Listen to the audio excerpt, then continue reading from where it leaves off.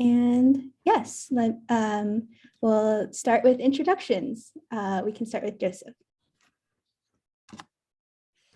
Cool. I am Joseph Zoller. I am, as it says on the slide, fourth year PhD student in biostatistics, School of Public Health at UCLA.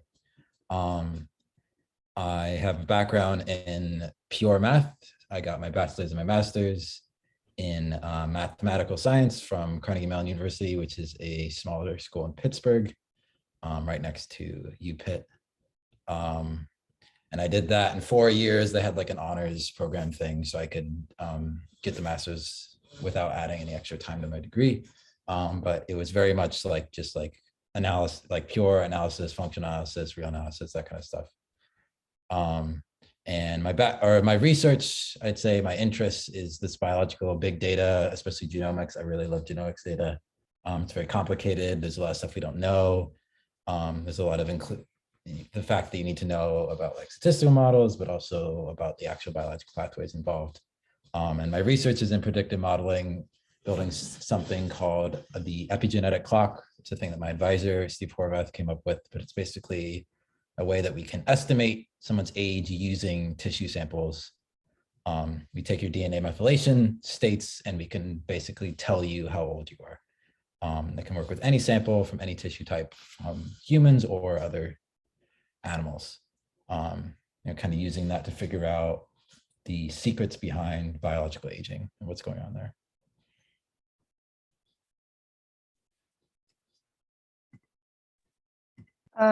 So hi, I'm Emma. I'm a first year biostatistics PhD student.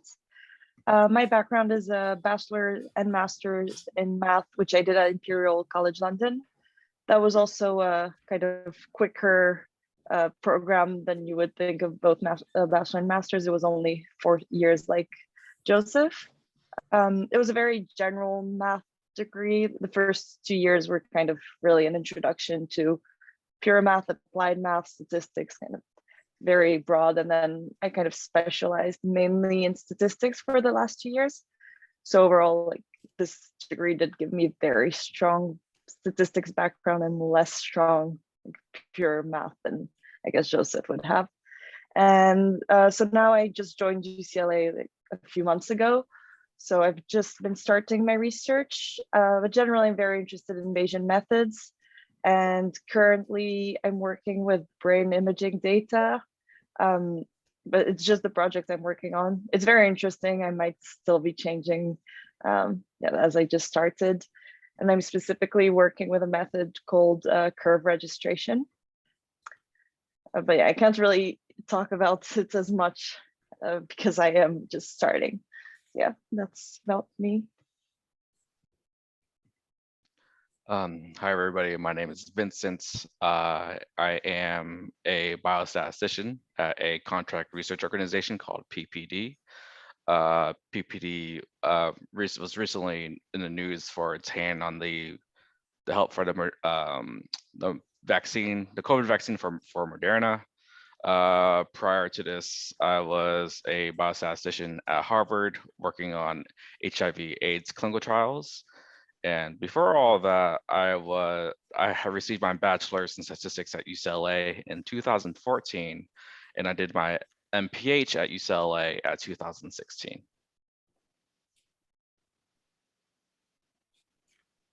Awesome, thank you. So I guess the first question is, did a bachelor's in stats and math prepare you academically and career-wise? We'll start with Joseph. Yes, I'd say yes. The reason that I really liked math. The reason that I decided to pursue math and actually go as far as to get a master's in math, I never intended to go into math as a career, but my advisor, my parents, a lot of people told me that math gave me what they called a general quantitative background, and the idea of thinking like a mathematician, being trained as a mathematician, being trained to view statements as like mathematical problems and having rigorous kind of proofs as the answer. You ask a question, you present a model, or you ask a question and you prove it and you think of counterexamples and all these kinds of things. It's less about the stuff that I learned from my math degree is so much as like the way of thinking that I was trained. I like to say that I was trained as a mathematician. And I think it's very much been advantageous to me. I think it's one of the reasons my advisor really, kind of pulled me into the lab and stuff, is because I had that background. And you can teach someone statistics afterwards, right? But having the math background is something that's a little bit harder. I think it's easier to be trained, or it's a little bit harder to be trained as a mathematician and then learn stats than the other way around, because math is a little bit more dense. And then as far as the bio goes, I didn't actually have any formal training in bio. I kind of learned it all in the research context. But again, I think that was kind of the preferred method, because there's so much bio out there. I only needed to learn what I needed to know from my research, which was very specific pathways within genomics. So yes, I'd say I can't speak to career-wise. I have no concept of getting a real job yet, but academically, at least, it's been very, very helpful. Yeah, so my answer would be pretty similar to Joseph's. Yeah, I don't really have much to say career-wise either. But yeah, I think what's really helped, it's not like even the statistics, I always learned it from a math department. We didn't have a statistics department at Imperial. So it was all very rigorous. I think it really helped me to understand all the concepts.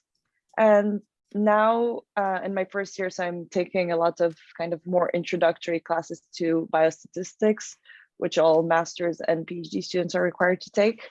And what's the newest to me is the more applied way of thinking about things. And even something like linear regression was introduced to me in a very rigorous way. And we're now like really seeing it from the applied perspective. But having that strong background, I think, makes it a lot easier and a lot more coherent.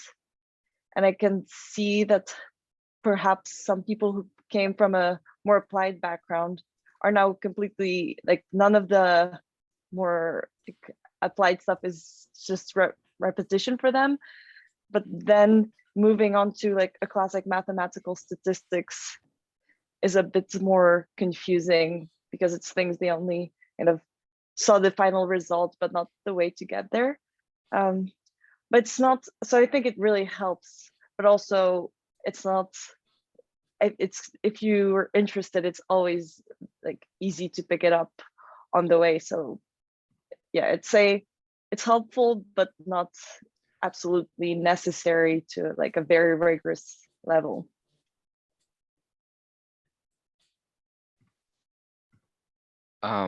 For me, I think having a bachelor's in stats or math would definitely help in the graduate program. That said, since I came from the UCLA department with a stats degree, I do felt it's a bit more applied than it should be, but that's how they propose it to you as undergrads. If you want to be really successful or be well set up to go to graduate school in like a math or stats or even a biostats concentration, then I recommend taking a real analysis course, linear algebra and theories. Just knowing how the theoretical concepts will really, it'll strengthen your foundation, because then once you go up to grad school, it's a really big commitment and it's really hard to back out for that. So you really want to be well established on that end, excellent to be successful academically. Career-wise, I say after it's been about maybe 5 or 6 years since I've touched a classroom, I'd say I've used the days of, I feel more confident knowing the stuff I knew back then and in my current work. Because when I talk to other statisticians, we're all agreeing the same concepts, or what applications are being made here and there.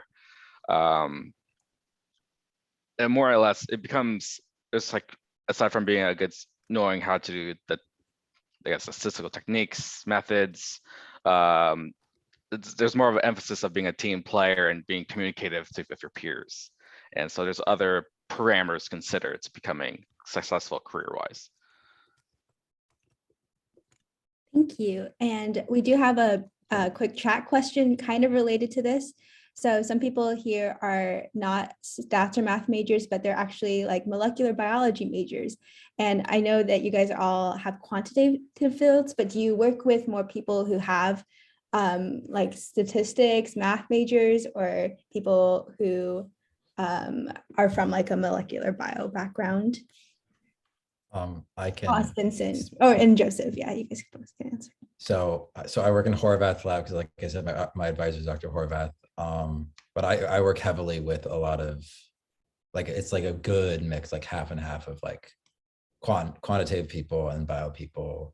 Like the lab manager, she has a biostats degree, but there's two different postdocs in the lab. They both have PhDs in biology. There's another PhD student who's from the human genetics department, and I work with him sometimes. So our lab has a lot, and then we collaborate a lot, and we collaborate with tons of like pure biologists. So my advisor is always being like, make sure that the biologists can understand the stats of it and stuff like that. But the fact that it's, people in my background, people in their background, we're working on the same thing means that we're both like kind of understanding that project. And so, yeah, I mean, it shows you that no matter which side you're on, you can always learn the other side to the degree you need to get the research done. It's more just like, can you put the work in to make sure that you understand it? Like, I have a stats background, but I do need to know bio. It's not like I can just like get by, right? I need to know the central dogma. I need to know certain protein pathways and protein names. My advisor knows a ton of bio and a ton of stats. He's like a master of both. So yeah, I don't think people should be worried about it if you want to, make that transition, and think that your background is going to be a limitation on you. It's just going to be kind of your frame of reference, and you can always learn other fields if you're like I said, if you're willing to put the work and the time in. Awesome, great. And then we'll move on to the next question. I will pitch this question to Emma and Vincent. What does a day in your life look like? Do you do more wet lab or more computational work?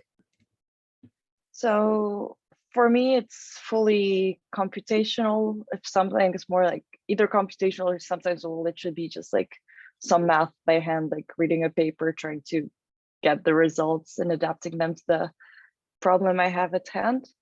I mean, I'm still mainly focusing on the classes since first and second years, you don't have as much time for research. But then in terms of classes, it's also either just kind of probably quite similar to anyone who's doing stats classes right now, just either solving problems by hand or using R or SAS or like those languages. So yeah, that's for me.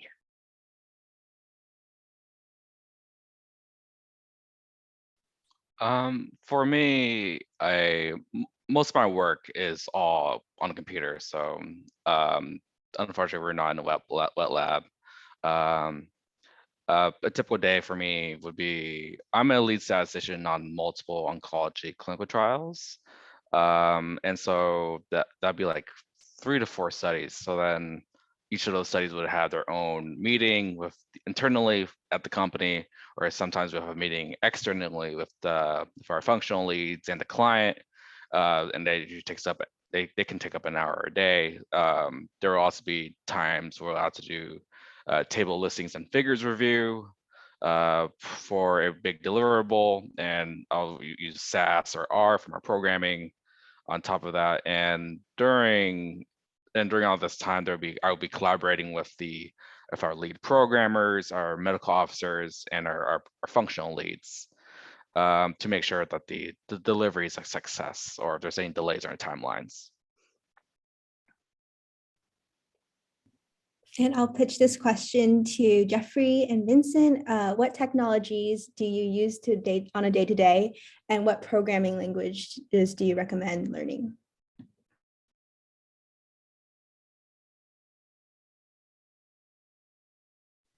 Oh, Vincent, you want to go? Sure. Yeah, I'll go first. So I guess I just mentioned this earlier. So for technologies, software tools, On a day-to-day basis, I use SAS, and that's probably because when you work in industry, SAS, I believe SAS, maybe SATA is probably the only FDA approved program. So if you're the clients, if they have like a drug or a clinical trial going to FDA submission, so then SAS is the only program to use, because if you use R, it's open source, so it's not really like it's not that validated to use, or you can make changes easily. Aside from that, I use Excel. I actually use Excel often, and that's you'd be more organized and like to. I use Excel mainly to create timelines or create like a table of contents, and that table of contents would just be a list of all the like tables and listings and figures we sent to a client. For as a recommendation, of course, for a biostatistician, I try to tell people to get your hands on SAS if you can. I know SAS is probably a student version, and I know that the biostats, not the bios, the epidemiology program at the School of Public Health has a SAS course. It may be hard to get into, but once you're in, I think it's a good base to start with. I'll just quickly add that, like Vincent said, SAS is the only that's FDA recommended. So if you're going to work in industry, you absolutely need to learn that. It's essential. But if you're going to work in academia, a lot of people will end up using R, which is an open source language. It is free to use. It's mostly object oriented, so it's a lot like Java. It's, if you're familiar with some higher level programming languages like Python, stuff like that, it's easy to pick up. And I will just, as a side note, there's a lot of debate. Some people like R, some people like SAS. You'll see, playful arguments about it. But they both have their advantages. It just depends on what you want to do. You want to go into academia or government or industry. It might be a different languages, standard in that area. Thank you. Okay. The next one is going to be, how important is attending graduate school in your line of work? I know we had a question in the chat like this. And then how competitive did you find the process? We'll start with Emma.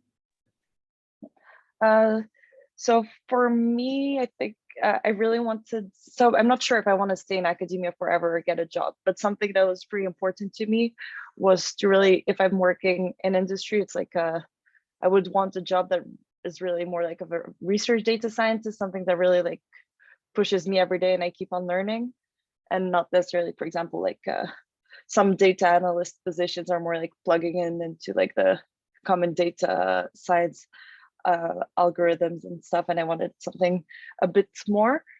However, I'm not sure to what extent I think you can get a pretty good, for example, data scientist job after a master's. I'm not sure after directly from a bachelor's.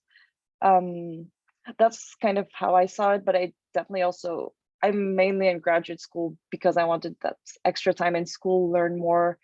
It's very different from industry.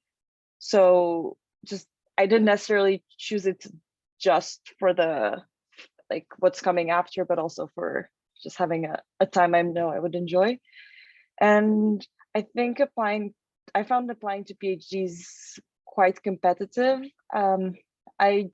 Since I was coming from abroad and pretty far away, I did focus on like really good schools. So I didn't really choose safety schools. So that's also why I guess like I got more rejections. But I think, first of all, one thing I had told myself is it's fine to take a year off or a few years off, get more research experience. Like I didn't take it too seriously because I was coming straight from undergrad, and just yeah, it's not something I prepared too much because I decided to go for a PhD quite late in my undergrad. So I was just pretty relaxed about it. It was competitive. I was pretty sure I wasn't going to get it anywhere because my offer came late, but it worked out well. So yeah. Great. And then we'll wrap it off with Joseph. Could you just give a brief summary?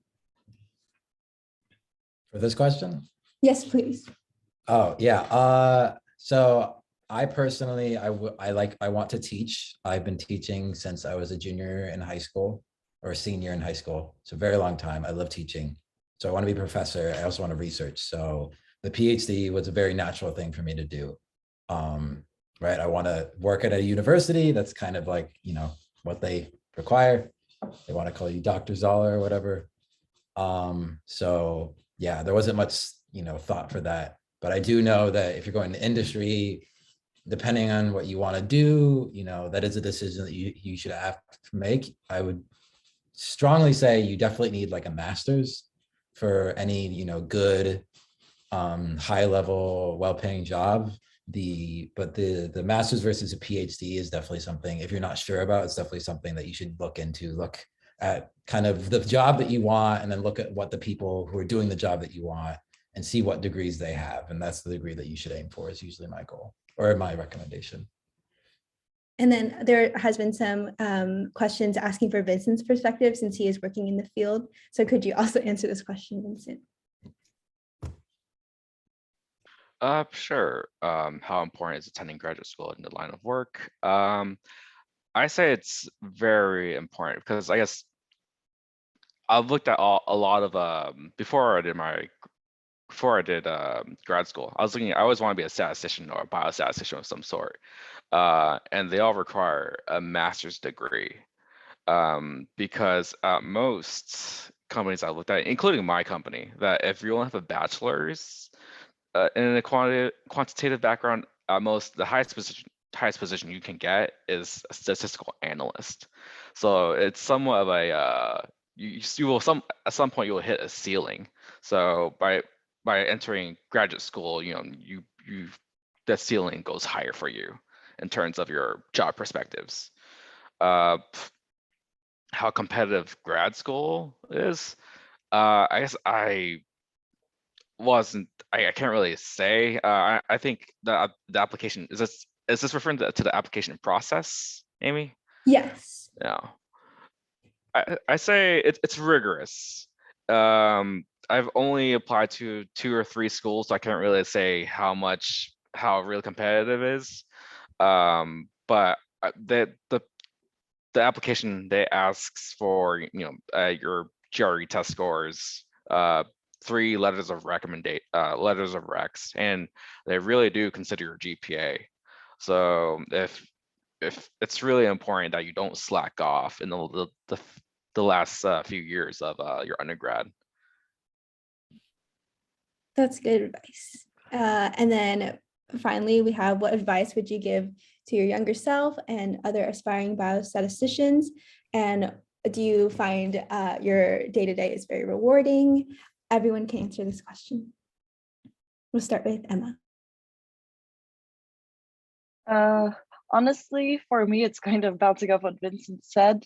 I actually did work very hard in the first years of my undergrad. So I guess my grades kind of suffered from it, and it is pretty important for grad school. And I was able to catch up really well, like once I also started focusing on statistics, which I found a bit more interesting than some of the pure math I did. But I do regret kind of slacking off on those kind of core subjects that do help. I definitely went through the content, so I have the base for those, but like, yeah, that was just kind of, I guess, not the best decision, but I was just new in college and having a good time. But also, like, it turned out fine, and I just like realized what I have to do. So, and I'm very happy to be here. And I don't really have an answer to the second part because I feel like I'm just so new in this program. I'm not sure I consider myself a biostatistician just yet. So I'll just let the people who have more experience say more.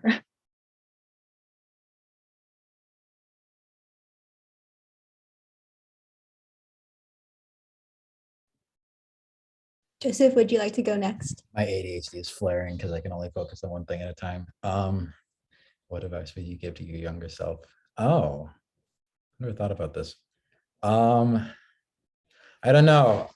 Advice for my younger self, I've always kind of been on this path. I mean, I thought it was gonna be like a zoologist and computational biologist, but I was like, I went into undergrad and I was like, I'm gonna do math and then I'm gonna figure out what I want to do. And like that was the plan.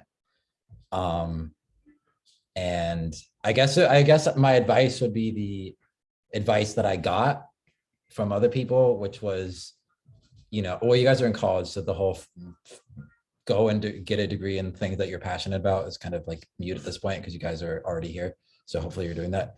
But really it's just like use the opportunities as an undergrad to find out what you want to do, right? Don't be a senior and then being like, okay, I got my degree and I still not sure what to do. Use the time that you have. Use the people you have at the university, right? There's tons of faculty, there's tons of juniors and seniors, if you guys are like sophomores or freshmen. And then there's also tons of research opportunities, right? Especially your summers. Don't let your summers go to waste. I basically completely figured out what I wanted to do just from the summer research experiences. I did a summer at Harvard. I was working in biostats, but it was in like pollution data. I was like, not for me. And then I did one junior year, and that was in like genomics with like cancer stem cell things. And I was like, this is really cool. And it kind of made me fall in love with like big data, genomics, epigenomics, proteomics data. But yeah, I would just say my advice would be, use the time that you have here, expose yourself to things. If you don't like it, fine, right? You found that you don't like this. That is accomplishing something. But if you find something that you do like, pursue it, talk to people, talk to them about their backgrounds, talk to them about how they got to where they are and what advice they have for you. Just explore your options while you're an undergrad and just see all the fields and what they have to offer and find something that speaks to you.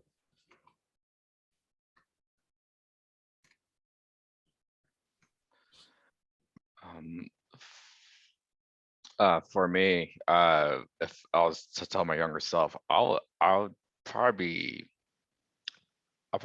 tell myself to be, I guess, take my studies more seriously, if I could. So during my undergrad, I transferred in from my community college, and then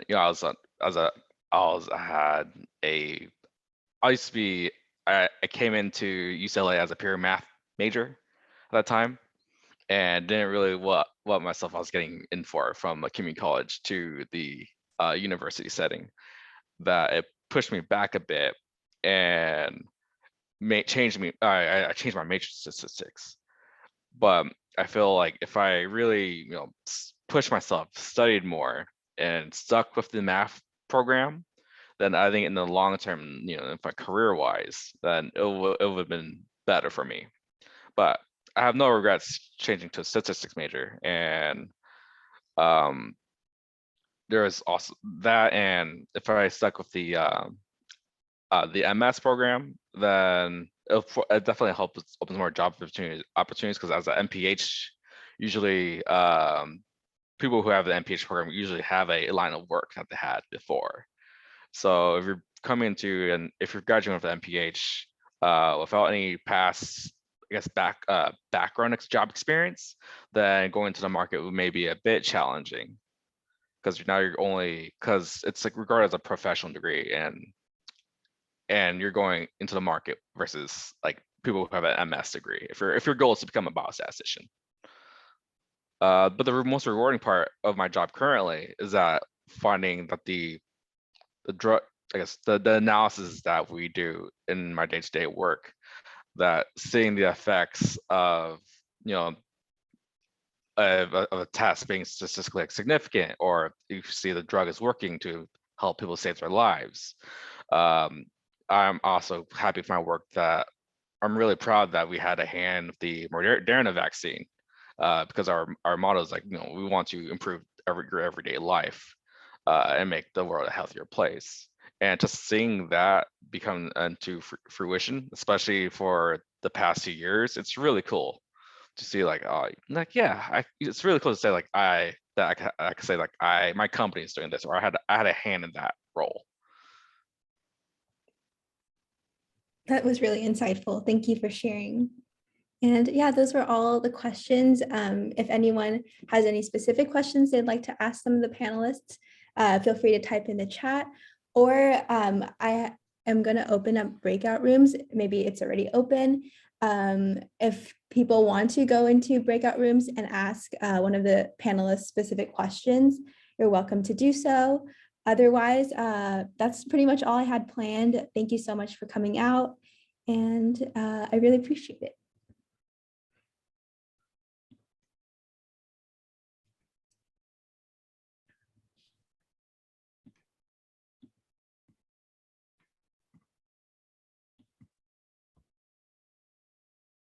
I was just gonna say as just jumping on what Vincent said about the rewarding part, I am also working on like some potentially very interesting research. And so the idea of just being like, because we're working on these predictors of age, but these predictors of age are also being used to evaluate these new, really like cool, really crazy, we call them anti-aging therapies, but they're basically biological, like cellular level treatments that can potentially delay or reverse aging. And so saying that, oh, we developed the tools to measure the accuracy of those treatments is very, very cool, because it seems like super science fiction and super like futuristic, but it's, you know, it's real work potentially affecting real people, which is, I think, what, you know, it's the bio and biostatistician, right? It's not just you're working with data, it's you're working with data for biology, right? These are like clinical trials. These are potentially samples from actual people, which could be, you know, very, very cool.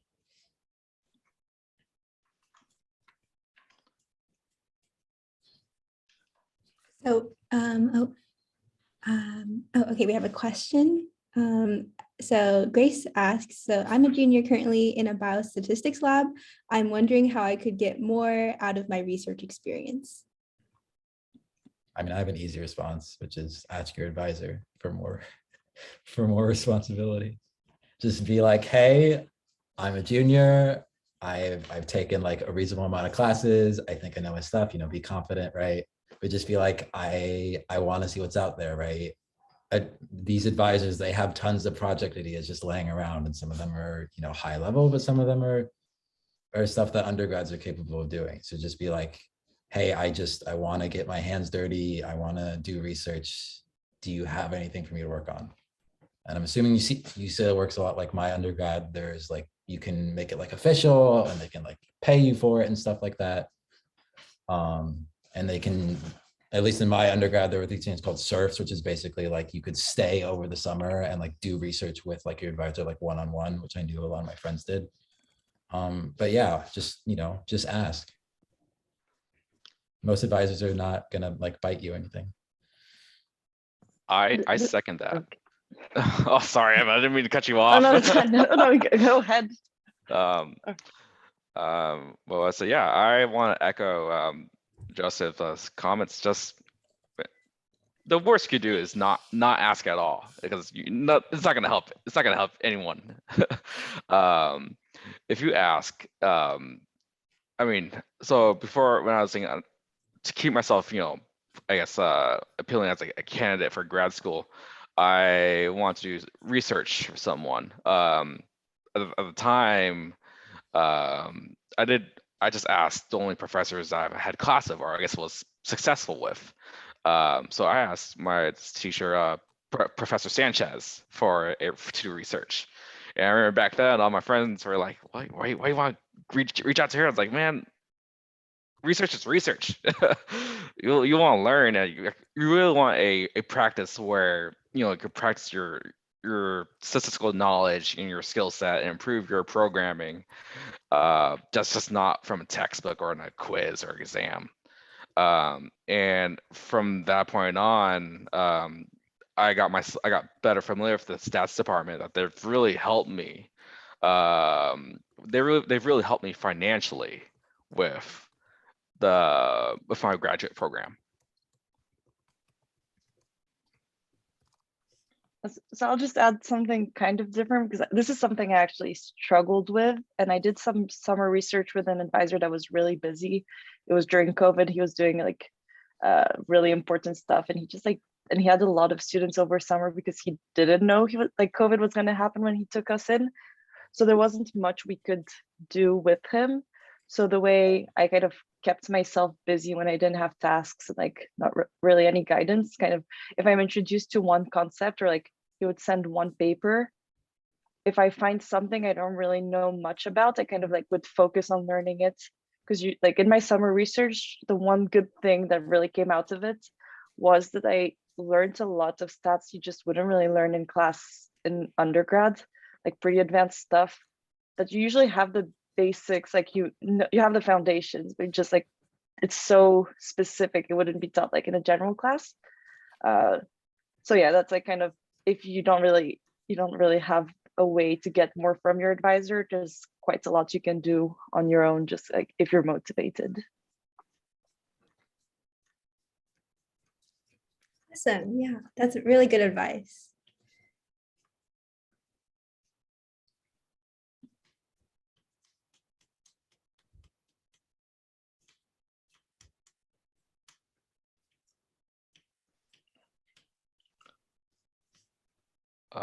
I just received a question about mention if I did clinical, or if I had any patient interaction, and I just want to say, since most of my job as a statistician at both at Harvard and my current industry job, there's no patient interaction with me at all, as I'm just facing most of the computer.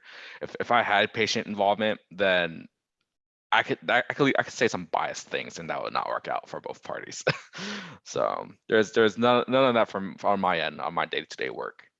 Yeah, I don't think anybody who's trained as a biostatistician, okay, not trained, because you can switch careers, but I don't think any position where you would be using your degree in biostatistician would have clinical, kind of just by the nature. We're trained to work with data. We're not trained to work with people. We're trained to work with the people who work with people.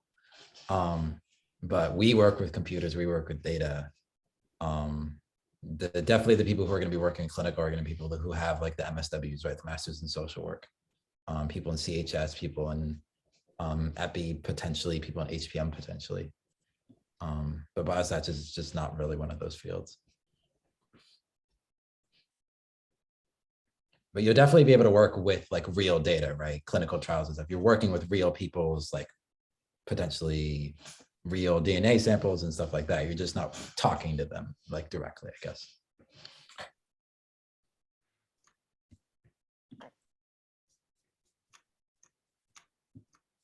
I had a question about how your life has changed during the COVID pandemic.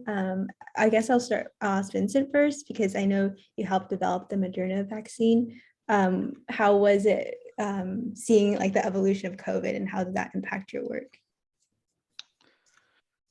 I mean, it's really crazy since the start of this pandemic stuff. I mean, since then, because for my current work, I moved out to Austin, Texas, and I was supposed to go into the office day to day, seeing my coworkers and colleagues, and just chat over lunch and all that. But as for the past 2 years, we've been working remotely. And now that the vaccine's out, I only come into the office if there's free lunch. That's it. And so, my job as a biostatistician, it's very flexible, because all we do for us to be successful, we just need a computer and a working mic, and we're good to go. Just respect the hours of your 9 to 5. But it's sorry. I mean, I lost track of your question. I think I'm just rambling. No, that answers my question. Do you feel like you're working longer, or like you feel like you're more rushed on deadlines and projects? I think that just depends on the company you've worked for. I know, or I guess it depends on the manager. I say if you guys are interested at working at PPD, because I know sometimes we may be hiring statistical analysts. That my company, I've worked with them for about 2.5 years so far. They really respect they really like to respect and promote your a work-life balance. And some places that's really hard to find, because I saw during past jobs, I've been at places where even if I work remotely or in the office, I could be the sole biostatistician or making the calls or the shots. And people should respect your how's that? You may experience a burnout, which we would like to avoid. Thank you. And then Joseph, Emma, are your classes in person? Are you working virtual or studying virtually, attending classes? So the pandemic started for me when I was in my 3rd year and didn't really affect me much. So I will just defer to Emma. Yeah, I'm now, I'm basically following what most people here are living because I'm just still basically focusing on classes. I'm still online for most of it because professors chose to keep it online. I think it's pretty common in the School of Public Health, but last quarter was in person. And then in terms of like research, I'm lucky to have an office like that I can go into if I want. And I definitely prefer being on campus, like just getting the fresh air and being there. But that's really a personal preference. I know some people, like I live really close to campus as well, so it's just a nice walk.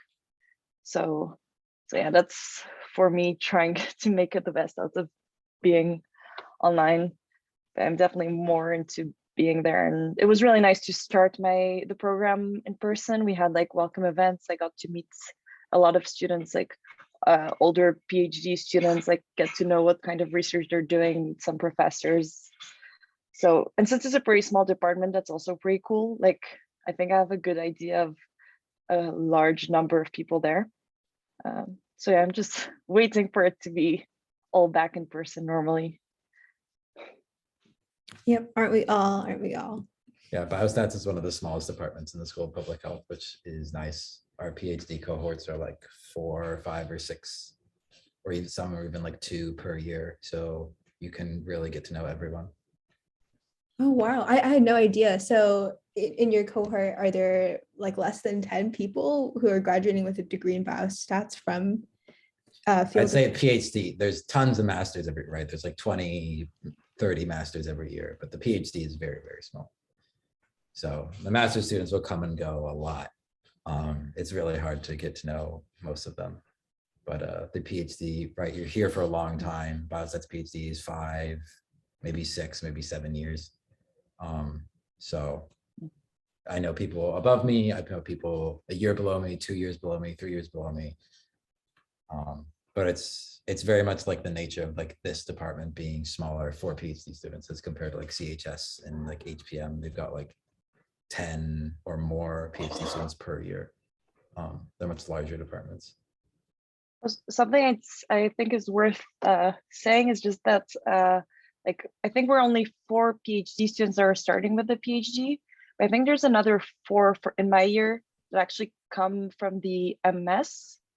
Yeah. So or MPH, for anyone, yeah, I think maybe more do MS since like as it was said before, it's like still a professional degree. But yeah, I don't know the specifics. But if someone's not sure about the PhD, it's always like what's nice is you do like if you stay at UCLA and continue on from your MS, you don't need to retake the prerequisites, so you're not losing time.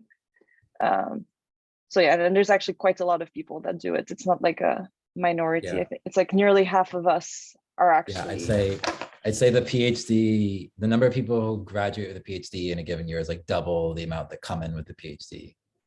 Like usually like half of the graduating cohort will be people who came up, who were admitted as a master's and went up. And you get to, like Emma says, you get to skip like a year worth of like classwork basically because the PhDs and the masters start with the same coursework. You're literally taking like the same stuff. So if you go from master's to PhD, all you have to do is take the second coursework, which is like the qualifying exam stuff, which is just more math. Cool. And would you say there's more funding at the PhD level rather than the MS level? Yes, there's I don't want to be bad about it, but master's students very much, I know from from secondhand, like I know master's students struggle a lot with funding. But I also know that I'll say for biostat specifically, the department is really, really good about like helping PhD students find funding. Like they make sure every single one of us, they send out like annoying surveys and be like, do you have funding next year? And they'll be like, oh, I forgot. And they're like, here's 5 jobs that you can apply for. And this is I at know the that's not, it's not, level, not really at the MS level. yeah, it's for the PhD student. I know that there's lots of ways to get funding as a master's student. It's just know that you have to, go out and actually look for it. Yeah, and I can relate to that. At the MS level, you're just looking up at every professor, sending out emails like, "Hey, do you need help on your research? I'm Give me money. Yeah, I could do 20 hours a week. Let's do it." So it's like, so for me, because I was really close with the stats department during undergrad, they were gracious enough to let me TA for them or even do grade their homework, and they paid for partial of my tuition, which I did not even consider. So yeah, so there's ways to find funding out there. I know that there's a lot of master's students who you can take TA jobs in like completely other like schools. Like there are people who TA in math and people who TA in like genetics and nursing, right? It's like you have like what your undergrad degree was in, or you took a lot of classes in your undergrad, you have the knowledge, you're hired. I will also say, just as a general thing about comparing master's and PhD, I honestly feel like the master's program feels a lot like more school, right? It's like you're kind of paying, and it's kind of like you're paying the school, or that's what it feels like a lot of the time. But the PhD program really feels like an actual job, because you net money, like you net positive money. They cover your, if you have like a job with the school, they cover all your tuition, and the stipend you get is greater than the cost of living. So you actually are making money while you're going to school. Which I think is a very important like discrepancy to keep in mind, or a good comparison between the two different kinds of programs. Thank you. And then we have a question in the chat for Vincent.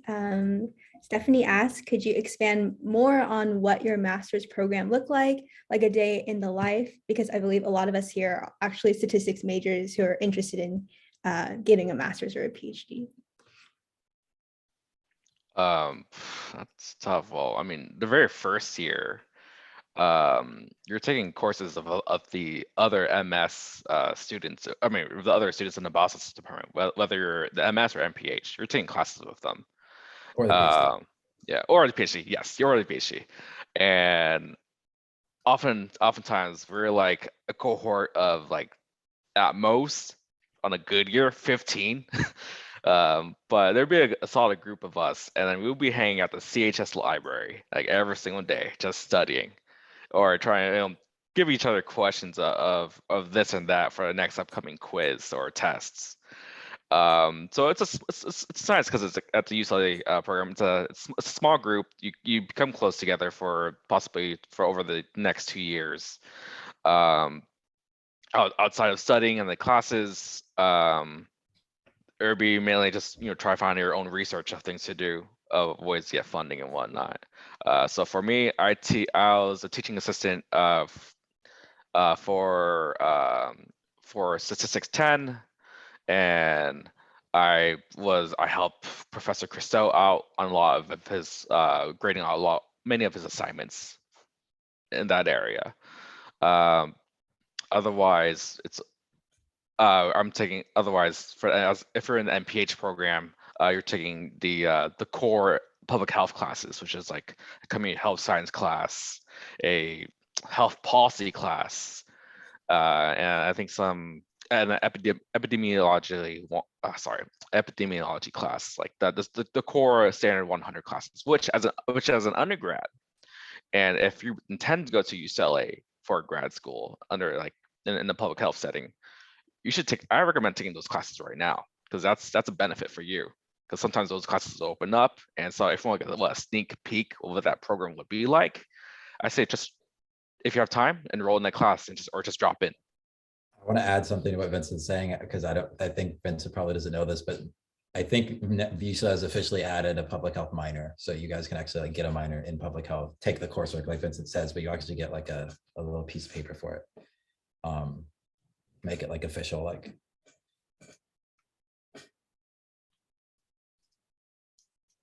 I think they're working on a public health major too, but I don't think that will be a thing by the time you guys are, available to take it. But yeah, public health minor is definitely a thing that you guys can all look into. And it'll probably improve your, if you want to do public health, it'll improve your chances of getting accepted because FSPH loves to see people who are already like, you've already shown interest, you've already taken classes. They like that on the application. That was very insightful. And is it pretty tough to, as an undergrad, to take these public classes, like in the public health department, graduate school classes? Maybe I'll direct this one to Vincent. Were you able to do that, or like, is there a certain process? Sorry, can you say that question again, Amy? Oh yeah, so one of your recommendations was to take graduate level courses in your undergrad to just see how you like it. Is it possible to do that, or like do you know like the process to do that? I mean, unless if you want to officially enroll, which requires some other like work where you want get graded on the course, I say you can reach out to the professor or any of the professors in the biostats department and just like, hey, I'm a curious student. I want to sit down in your class lecture. And I'm sure they're not going to bite your head off. The biostats department's really nice, and I'm sure they'll love it to see an undergrad show interest. Yeah. No professor is gonna say no to just like offering to just like sit quietly in the back and observe. Right. For example, because I know in the undergrad stats department, there's not really a specific class to learn about survival analysis, but in the biostats department, there really is, and that's actually one of my favorite courses under the department. So. Oh yeah. There's a few faculty whose like main research is in survival, and they teach really good classes on it. I took one with Gang Lee. Yeah, same here. Oh yeah. No, he's been doing it for a long time. Yeah. It's very low level. It was very small when I took it. I had like 6-7 people in it, but it was good. So yeah, just peruse the course catalog and look up faculty members. Maybe you might find someone who's doing research and teaching about a topic that you're interested in. Right. And then that could be your doorway into like getting someone, because that's another thing about getting into grad school. If people know your name, recognize your name because you kind of made an impression on them, that can also improve your chances of getting admitted. Mm-hmm. Yeah, and if you're curious about certain like prerequisites or co-requisites to the course, I know for some of the biostats courses, they will mention like, oh, before taking this course, you should consider taking Math 170A or Stats 100. So those are good prep work for you to have if you like prior to taking that course. I definitely recommend taking the math courses. It's just more theoretical base as a recommendation, and that you won't be weeded out of the course. So that's my 2 cents. Plus math is fun, especially real analysis. I love real analysis.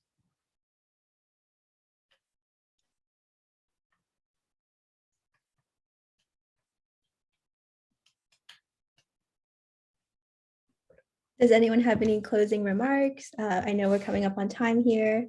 Just want to say thank you to all the panelists who can make it. And I really appreciated everyone's insights, as well as I believe all the participants found it insightful as well. So thank you. I would just say, do you want us to give our emails out in case people want to like contact us in the future? Yes, that would be amazing. Yes. If you guys are willing and able.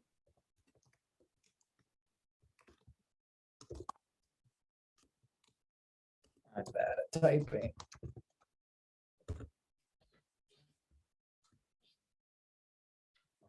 Forgot that was email so easy.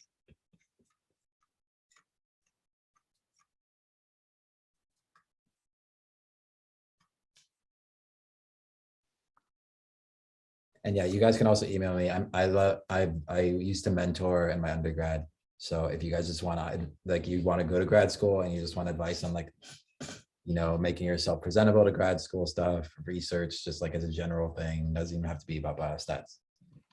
I'm happy to answer questions as well. I've got a lot of tips and stuff for that. Yeah, same for me. And I'm usually around on campus. So if you even want to like meet up somewhere, have a coffee and talk, you can also ask me about that if that's something you'd be interested in. Yes, I'm also close to campus. Yay. And then I know a couple of people on this chat are also taking 100B with Christo. So Vincent, I wanted to ask you, like, do you have any advice for that class, or do you, I know you TA'd for it. Do you think Professor Christo prepared you well for graduate school? I say 100B, it's the tip of the iceberg of mathematical statistics. It's the tip. Like I say, for guitar, take more of his courses. I think 100C will definitely help. Possibly the 102 series. But I say if you want to be just go in full confidence, then the math 170 series of probability would be better. Yeah. Math, I mean, I can't speak at all to UCLA, but I definitely know that when mathematicians teach stats, it's a lot more intense than when statisticians teach math.